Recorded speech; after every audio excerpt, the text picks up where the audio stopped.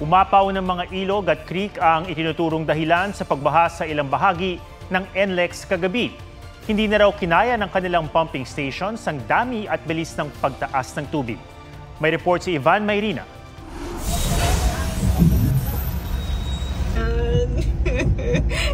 Gusto ko din po ng pansit canton. Nagluto na sa likod ng sasakyan ng mga lalaking yan sa gitna ng malakas na ulan at walang galawan traffic. Kwento ng uploader ng video, umiwas siya sa baha sa Maynila kaya naisipang gumamit ng NLEX connector. Pero ang 30 minutes lang sana niyang biyahe pa Quezon City, inabot na mahigit 6 na oras. Kuya, wait. Dakong alas 6 ng gabi, nagsimulang tumaas ang baha sa ilang bahagi ng NLEX. Bunsod ng pag-apaw ng mga ilog at creek sa Valenzuela City at sa May Kawayan, Bulacan. Late afternoon po, napansin po namin na yung pinapump out na tubig bumabalik na lang din po at kasabayan pa po ng malalakas na pag-ulan. Kaya po ganun po siguro kabilis na nag-build up po yung tubig. In just 1 hour, sir, tumaas po ng halos kapantay na po ng median barrier po natin. Apparently, kahit may pumping station tayo, kung mag-swell na po yung mga water around the area, hindi na rin po namin mailalabas yung tubig.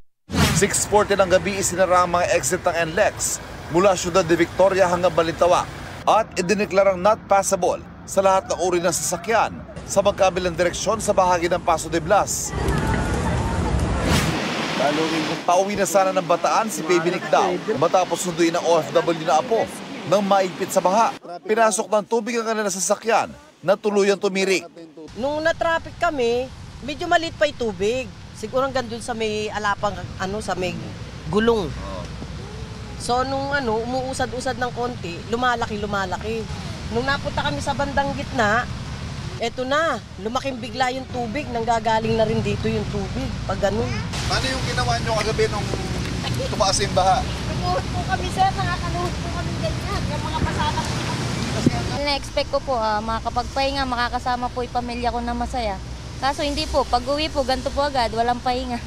Halos 14 hours na po kami nandito, sir. Pasado hating gabi na nang magsimulang humupa ang baha at unti-unting nakausad ang mga sasakyan. Ivan Mayrina nagbabalita para sa GMA Integrated News. Huwag magpahuli sa mga balitang dapat niyong malaman. Mag-subscribe na sa GMA Integrated News sa YouTube.